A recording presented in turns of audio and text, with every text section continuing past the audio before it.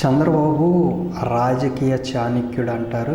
చంద్రబాబు గారు వచ్చేసరికి ఎలాంటి కష్టతరమైన పరిస్థితుల్లో కూడా చలించడు. ముందు చాలా ధైర్యంగా ఉంటాడు. ఎమ్మటెమ్మట తన వ్యూహాలు రచిస్తారు.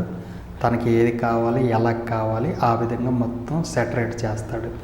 అది గంటలు అవ్వచ్చు, రోజులు అవ్వచ్చు, కొన్ని వారాలు కూడా పట్టవచ్చు.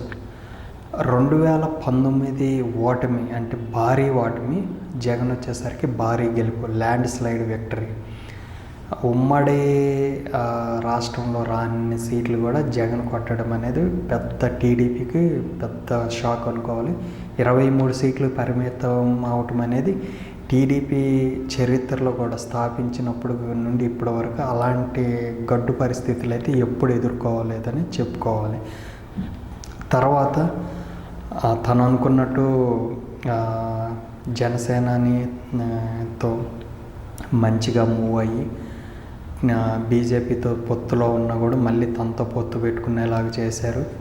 ఆ తర్వాత వచ్చేసరికి ఇటు బీజేపీతో కూడా శతవిధాలుగా ప్రయత్నించి పొత్తు 3 రోజుల్లో కన్ఫర్మ్ చేసుకొని ఢిల్లీ వెళ్ళిన వ్యక్తి పొత్తుతో రావటం అనేది, వాళ్ళు నోటు రిలీజ్ చేయటము, కూటమిలోకి అంటే ఎన్డీఏలోకి చంద్రబాబుని ఆహ్వానిస్తున్నామని, ఇలాంటివన్నీ జరిగినాయి అన్నమాట. జరిగిన తర్వాత వీళ్ళు ఏ అయితే సీట్లు ప్రకటిస్తూ ఉన్నారో ఆ సీట్లకు సంబంధించి టీడీపీలో కానీ జనసేనలో కానీ ఇప్పుడు ఇంకా బీజేపీ స్టార్ట్ కాలేదు కానీ సో చాలామంది వ్యతిరేకించడం, అంటే చంద్రబాబు పొత్తులో భాగంగా సీనియర్స్కి ఇవ్వకపోవటము, పొత్తులో భాగంగా కొన్ని టీడీపీకి జనసేనకి బీజేపీకి వదులుకోవాల్సి వచ్చింది.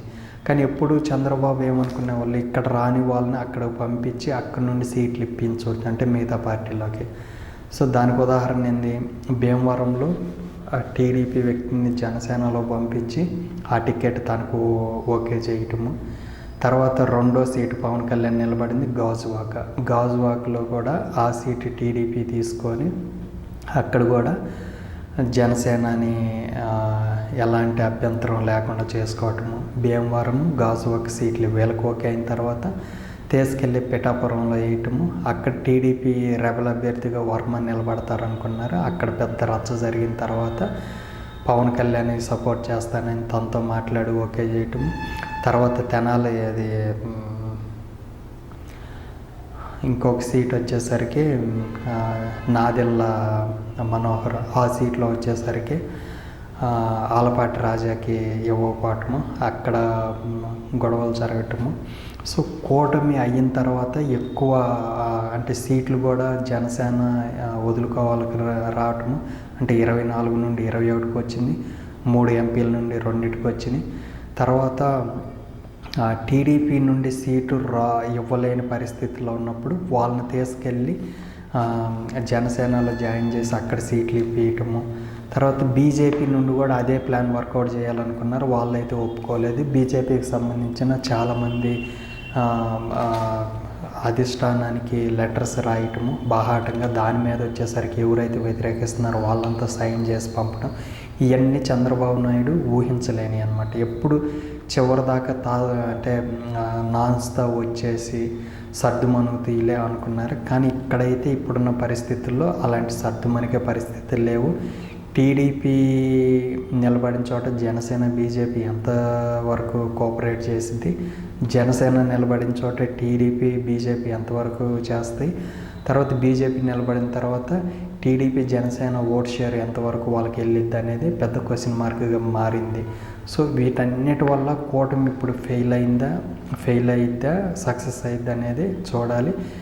అదేవిధంగా ఇప్పుడు ఈ కూటమి ఫామ్ అయిన తర్వాత ఒక మీటింగ్ పెడతాము చిలకలూరుపేటలో. ఆ మీటింగ్కి చంద్రబాబు గారు, తర్వాత పవన్ కళ్యాణ్, మోడీ రావటం, మోడీ ఎక్కడ జగన్ విమర్శించకపోవటము, ఏదైతే జగన్ని టార్గెట్గా బీజేపీ నుండి వీళ్ళు ఏదైతే మాట్లాడుతున్నారో అయ్యే మాట్లాడించాలనుకోవటము.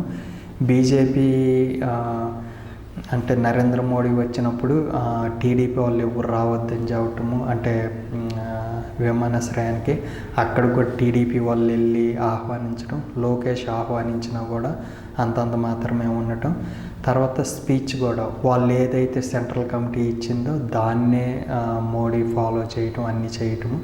ఆ స్పీచ్లో కూడా చంద్రబాబు ఎక్కడ ముఖ్యమంత్రిగా అభ్యర్థిగా ఉంటాడని చెప్పకపోవటము, అది కూడా ఎన్డీఏ అభ్యర్థి ఉంటారని అంతకుముందు విష్ణుకుమార్ రెడ్డి కూడా ఇదే మాట చెప్పటము. సో ఈ విధంగా చూసుకుంటే ఈ కూటమి అనేది చంద్రబాబుకి మేలు చేసిద్దా కీడు చేసిద్దా అనేది చూడాలి.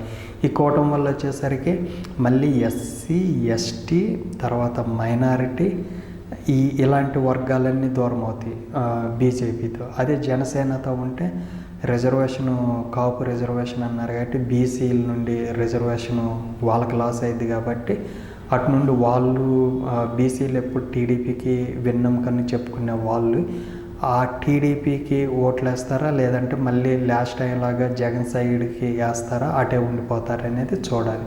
సో ఓవరాల్గా కూటమి అనేది చంద్రబాబుకి న్యాయం చేసిద్దా అన్యాయం చేసిద్దా అనేది చూడాలి.